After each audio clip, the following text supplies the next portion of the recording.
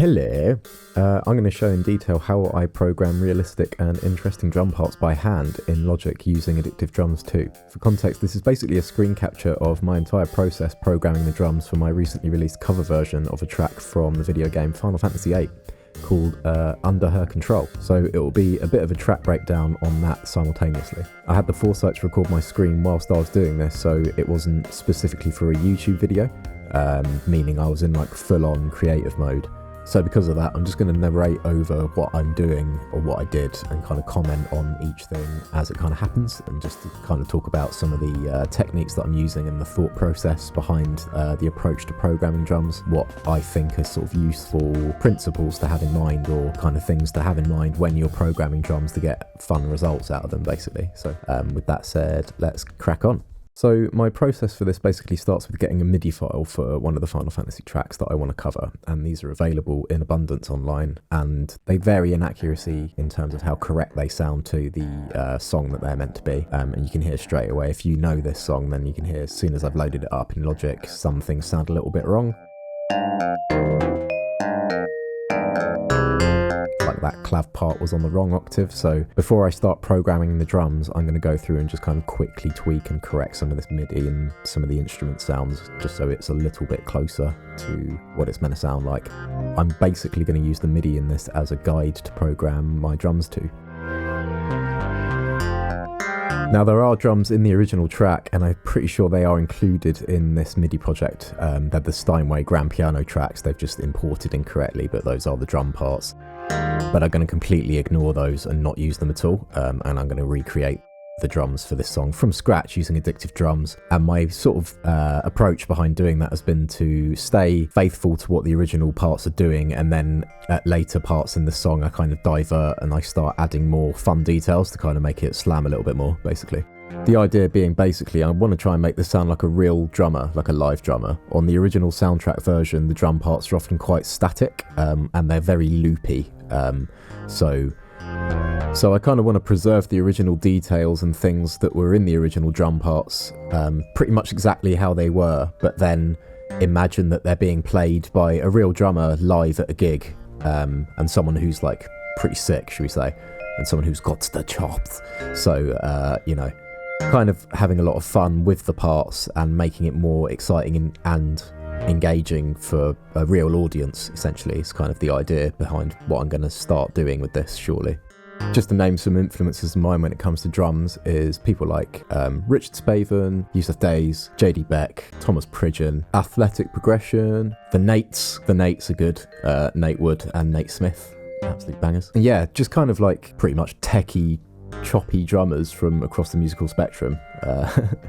It's probably also worth mentioning David Dockery. Did a bunch of Final Fantasy drum covers. What he does with the arrangements are super creative. I'm not sure how to describe it, but I feel like it just does a thing where it transforms the songs from being soundtrack or OST music into, you know, tune that actually like really goes in hard and is a proper groove that you'd want to go back and listen to over and over. And I feel like that's what he managed to do with his approach. But the thing I was really inspired by when I saw his videos is basically what would it be like if there was a full band of musicians that are sort of his ilk and that kind of style, bringing the music to life with him, or a drummer much like him. So again, some of my drum parts are actually meant to be sneaky little nods or references to him. But I'm also thinking about several of my good pals who are also drummers, and that I've worked with a lot over the years, various projects and playing live, including Sam Hughes, who is drummer of a band called You Cool.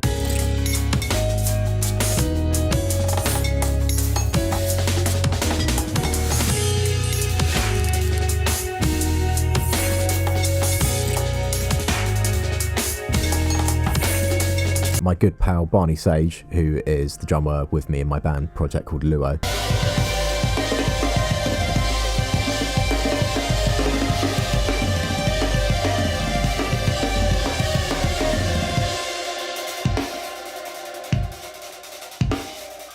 And another good pal called James Glazier is the drummer of Cactuar Collective, which is my live band for this Final Fantasy project.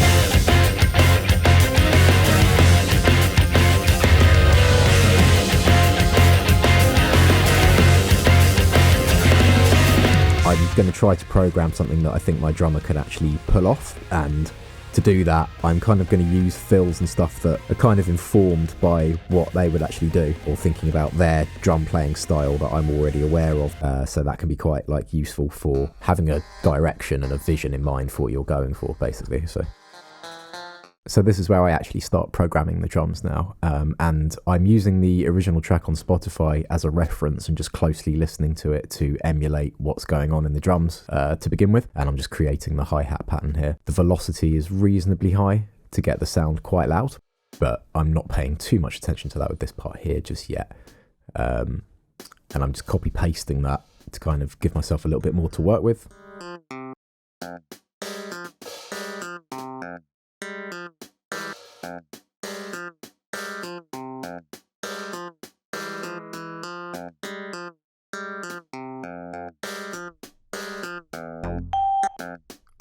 So I'm just opening up Addictive Drums to make sure my proper preset is on. In another video that I've made already previously, I cover how to get this kit sound yourself.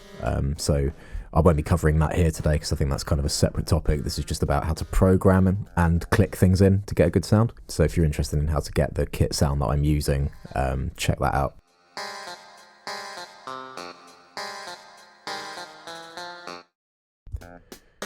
So you can hear this process is a pretty forensic, long-winded thing of like checking it moment by moment against the original track to make sure that I'm actually matching it and getting things right. Obviously, you probably wouldn't be doing this if it was original music or a song that you've written or that you were working on, because you wouldn't have all the parts pre-written like this to program to or reference. But I'm still going to be bringing up some useful information about programming drums as I go along with this, so yeah. So here I'm trying to emulate or create that sort of little hi-hat rush that happens, I guess you'd call it, I'm not sure, little brrr sort of thing going on. And you can quickly and easily highlight a bunch of notes like that and use the quantization to snap them to particular values. So that kind of got me close to what it sounds like in the original.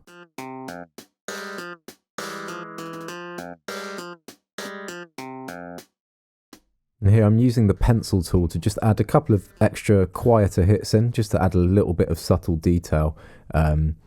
Again, just to kind of bring the loopiness to life a bit. I'm not going to do too much, it's just to have a little bit of extra sort of things happening compared to what was going on in the original MIDI. Going to try another little...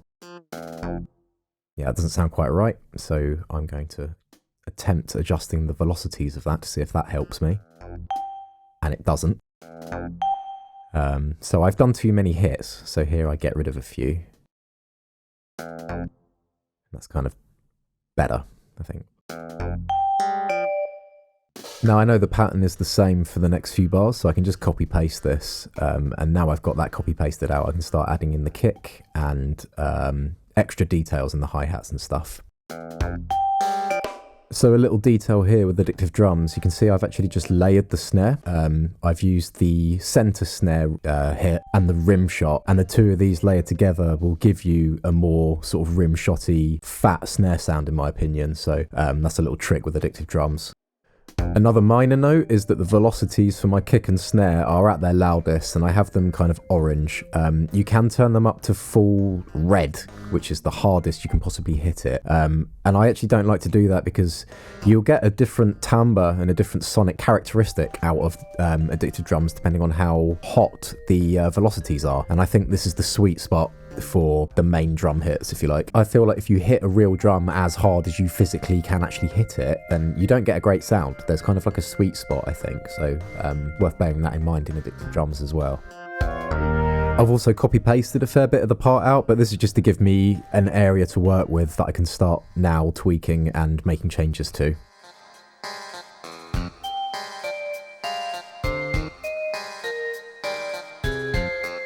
So here, what I'm listening out for is what the kick is doing. I'm just purely paying attention to that and figuring out where the kick placements are in the original song.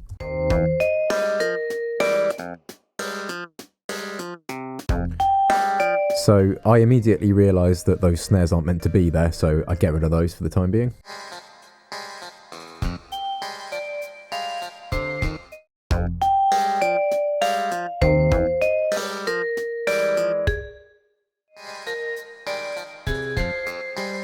It's this bit that I need to work out.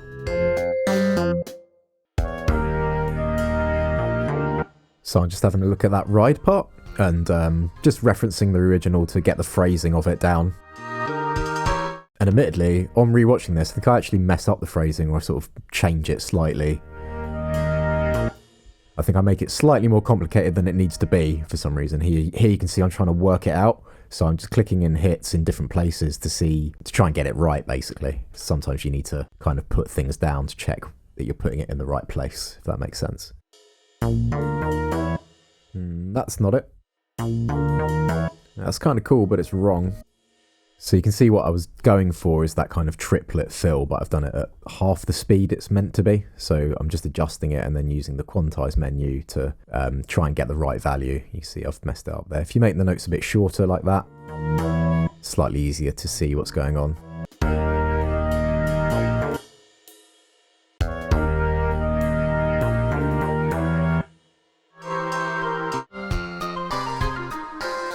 Ding, ding, ding, ding, ding, ding, ding, ding, ding.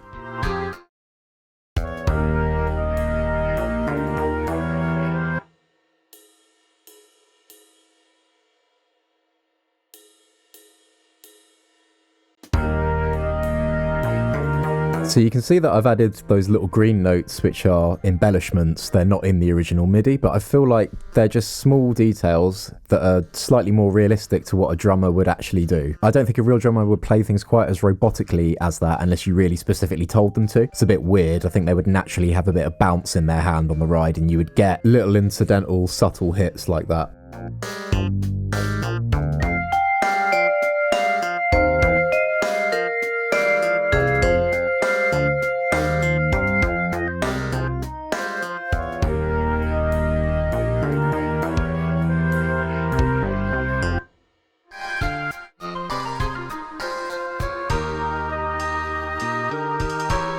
So in the original version, it doesn't actually have the snare on the backbeat like I do in my version for the whole song, I think. But that's, again, something that I've added because I think it's just a bit more realistic to what a drummer nowadays would actually play. They would bring in the snare here.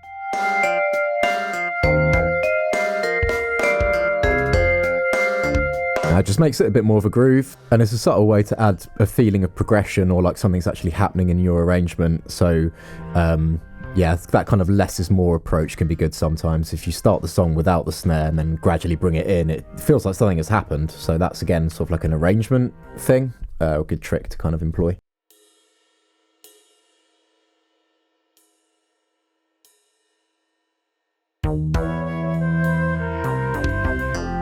So you may have just noticed that I copy-pasted this kind of chorus drum beat out, and at the end of this second round of it, I've added a variation to this ride pattern, so it's doing something a bit different. Again, just to get away from the looping stuff. If you copy-paste everything and then just leave it copy-pasted and don't change anything, it's just going to sound like unnatural and robotic. So I'm just adding in some subtle details here, like that ride part going into a straight 16th note thing. And the little ghost note on the snare here to kind of, followed by a hi-hat bark, which I've discussed before. Little open hi-hat sort of thing. So now, at this point in the groove, I think the introduction of the song has gone on long enough, and this is now where things are going to kind of kick in to the backbeat, and like this is where things are going to start getting real head noddy, if you like. So I'm just creating my little backbeat molar hip hop groove. So let's see how we go with this now.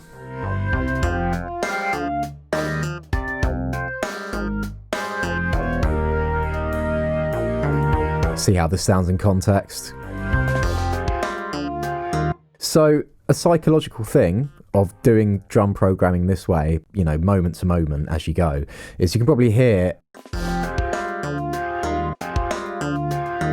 I find that really interesting because it's like you can kind of hear it start to go somewhere and then it stops and you're like, oh, that's kind of blue ballsing. But at the same time, it's like, oh, that leads my ear. You can kind of imagine how a drummer might finish the rest of that bar off, or a fill that might happen next as a result of what I've just put down, that little change in the pattern. And I think that's the funnest, coolest thing about programming drums this way, is you just kind of like get inspired as you're doing it.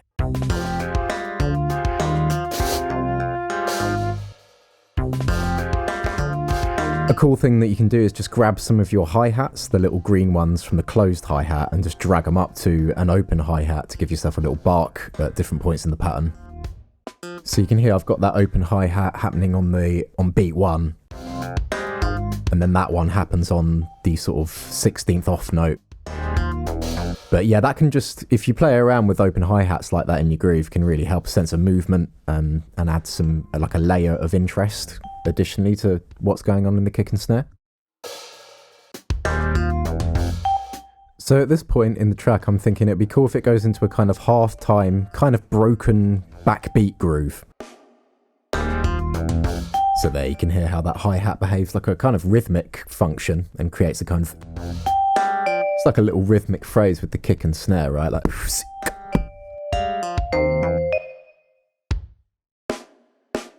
So here, it's time to start adding some ghost notes and some slightly subtle, choppy details to start adding a little bit of speed here and there, and just some more drummy fill details. You hear those ghost notes make the drum part sound more natural and like a real player, I suppose, so compared to the original MIDI part of this song. So yeah, I'm now basically going to divert away from what the original does and try and be more creative around the groove. And so that kick placement is not in the original, and this is where I'm going to start embellishing and getting creative with the part, because you can hear it does some cool things around that underlying bass part and fill some spaces that weren't being occupied and starting to add details here and there gradually.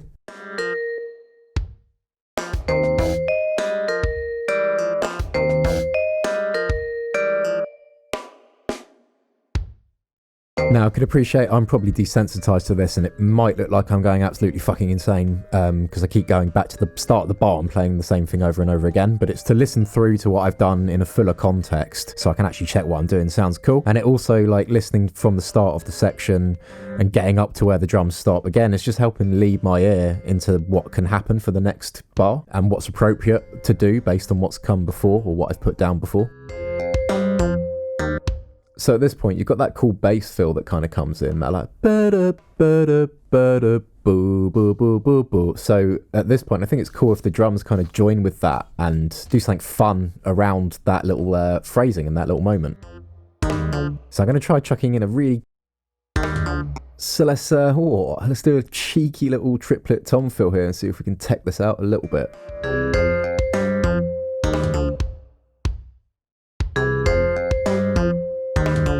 Oh, that's really satisfying. But yeah, again, just putting that down has led my ear. Do you see what I mean? It's like, having done that now, it's like, it's just, you kind of know what should happen next. And it's almost like the drum part starts to write itself when you do these little things like that.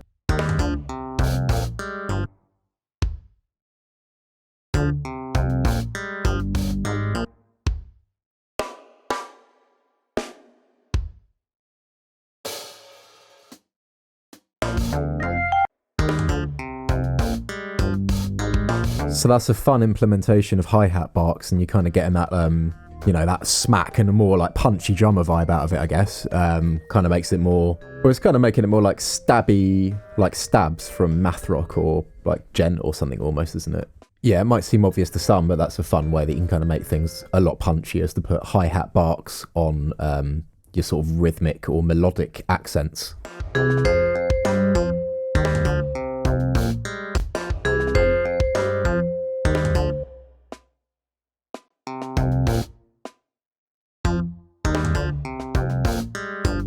So I was feeling that these couple bars here just felt slightly lifeless or a little bit empty compared to the others.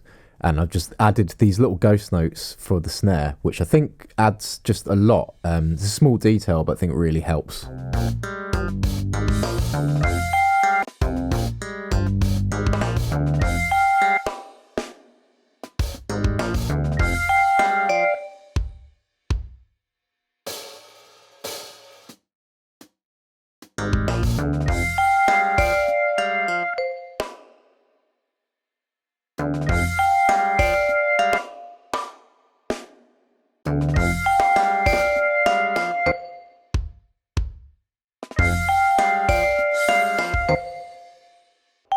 Not sure what the fuck I'm up to here. I think I'm trying to do something interesting that's different to lead my ear again, so see what happens. It might sound shit.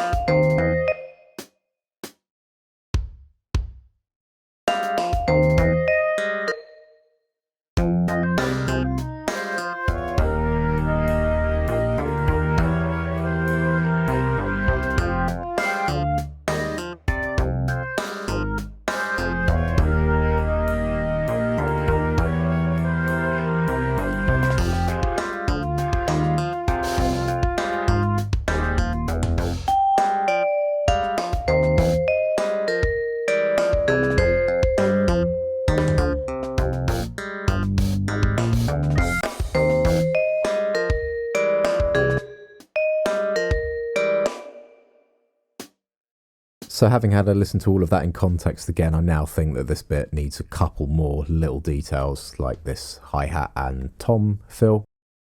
And I'm just testing out which tom I want it on. Creating a little thing here.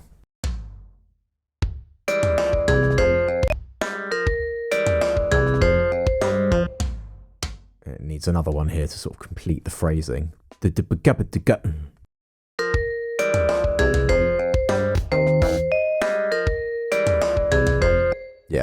that's pretty nice.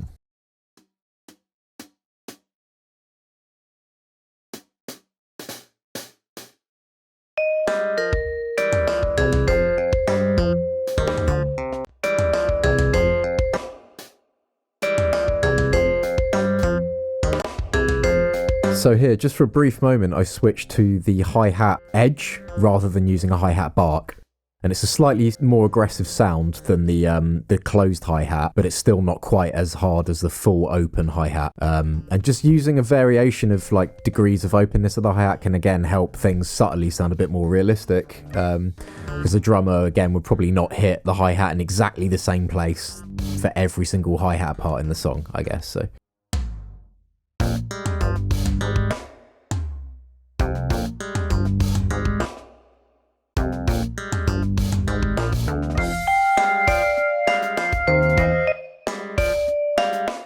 So yeah, at this point I'm like, wow, that fill absolutely sucks. What the hell was I thinking? So I'm going to change it.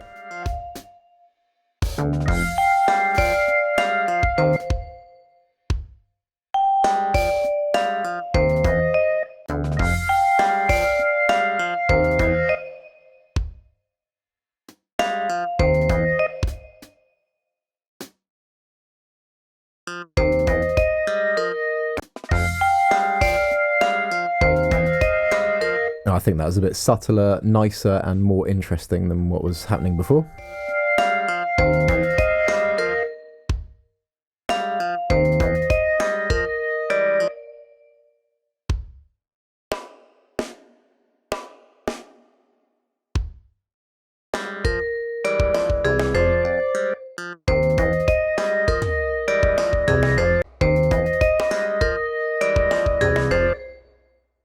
So at this point in the track, you've got that organ thing happening in the top, and it's just about to go back into the chorus again for the second time. And I think, like, naturally, as this progresses, when the chorus comes back a second time, it's going to get a little bit heavier. So what I'm about to program is some slightly more energetic phrasing with crashes, just to kind of start making things sound a little bit heavier just before this chorus hits in and proper slams.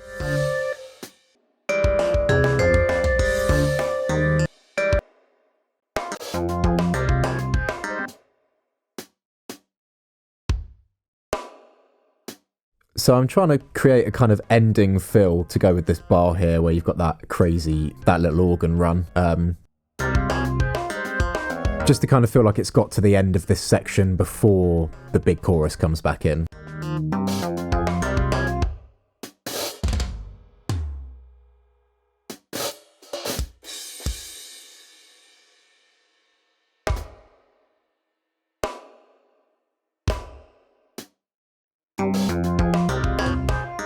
So yeah, if you want things to sound choppy, fast and technical, really fast triplet phrasings are your friend. And another little detail there is the kick and snare happening on the same beat at the end there.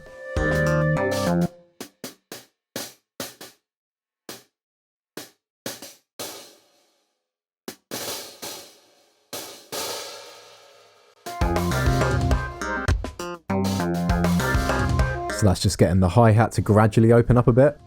Kick, snare together and a crash on that last hit just gives it a real impact. Now, I've actually put a tom on that as well, which would be physically impossible for a real drummer to play unless he had 3 arms, because you couldn't play the snare, the crash and the tom at the same time. But, you know, little liberties, I think they're all right to take with addictive drums like this to get the sound sounding fat. I think that's kind of okay. Although, generally, as a rule of thumb, you should probably steer away from doing things that are physically impossible for a real drummer if you want them to sound realistic. But yeah.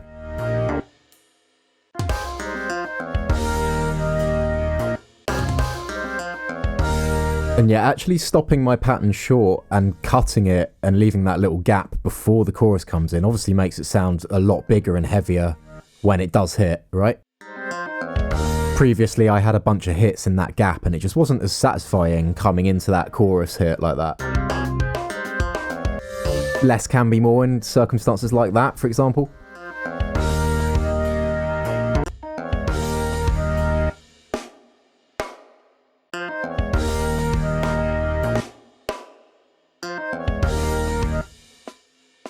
And then, yeah, obviously, because this is the second time the chorus has happened, I want everything to get bigger and be more embellished and just kind of going to start adding details to make it all sound heavier and just to add a sense of progression each time. I think this chorus happens 3, possibly 4 times in this song. So basically every single time it happens, I want there to be different details in each part and like just not to be a copy paste of what happened before, basically. So just adding in some kind of like what appears to be rudiment vibes with ghost notes and the hi-hat there.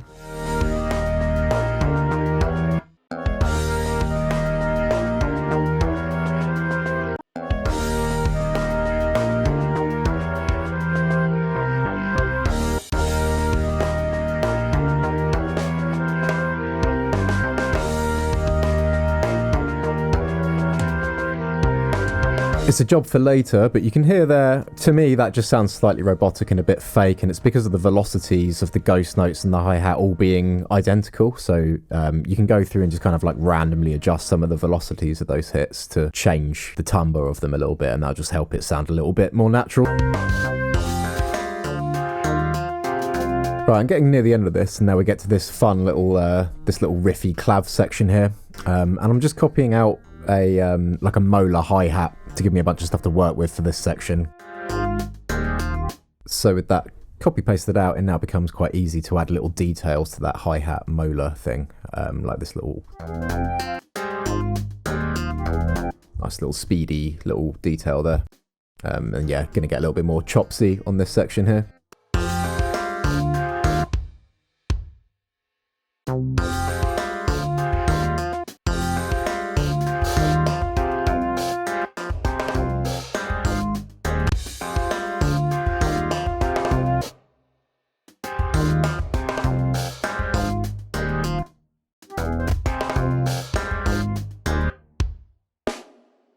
So I think what I'm doing here is changing that hi-hat speedy fill that I programmed to a tom fill.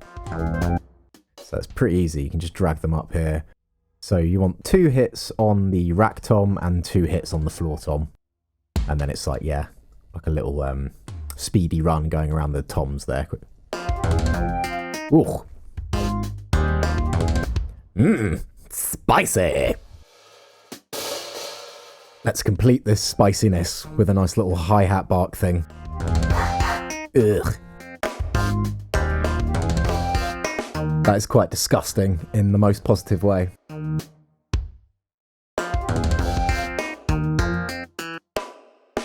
Alright, home stretch here. What am I going to do? Going to triplets. Ooh. Some cheeky fun can be had with triplets and these stabs. Ooh, that's fun. Yeah.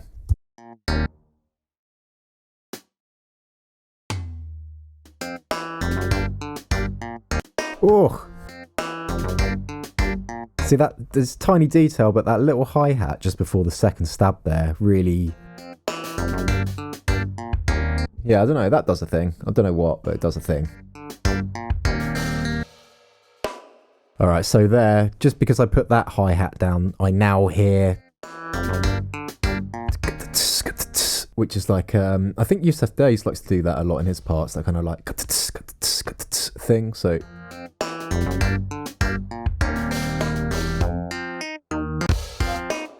I think that little phrasing does something cool there. And again, yeah, it's kind of my way of sort of subtly referencing drummers that I like. Just what I'm trying to do with this really is like inject these kind of contemporary elements of various different styles of contemporary artists into these tracks, basically, and that's one little thing, for example. I'm not sure if anybody would ever really notice that because it's so incredibly subtle, but yeah, it's kind of like, that's how I'm thinking about it. It's like that tiny hi-hat pattern, that tiny moment is meant to be like a reference to Yussef Dayes, and then other tiny moments are references to other drummers that I like and other artists, so it all kind of boils together into this melting pot like this, you know? And just for the very end of the song, yeah, I can kind of go into this fast triplet thing, I think. A snare there is going to be so satisfying now. Oh, yeah, hang on. Hang on. Yes. That was satisfying, I think.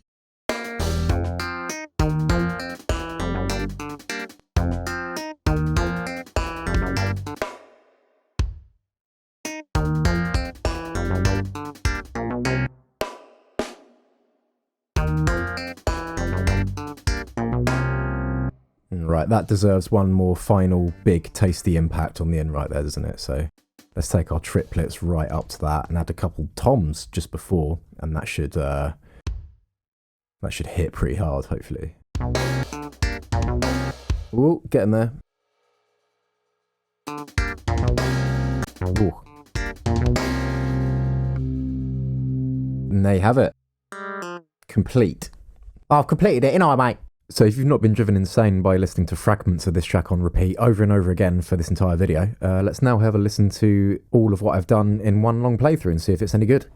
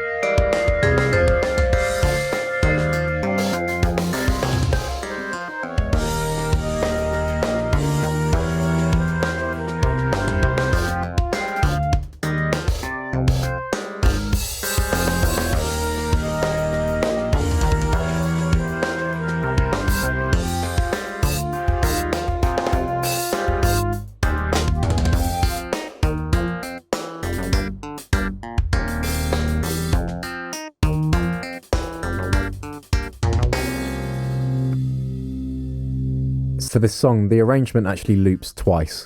So what I've programmed is just the first half of the song. So for the second half, I basically just copy paste that entire region that I've created. And then I can go through it and start adding embellishments and more details for the second half.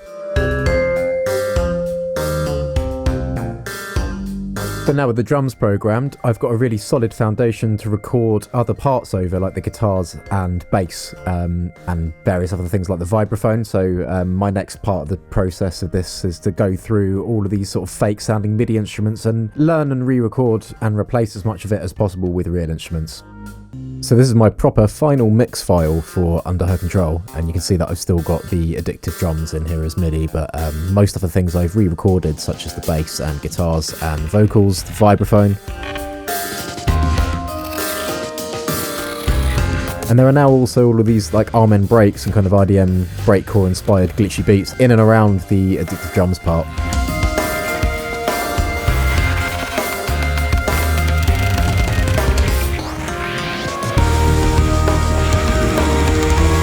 Yeah, again, you can hear there that as soon as I add in, you know, quote unquote real things like guitar and my voice,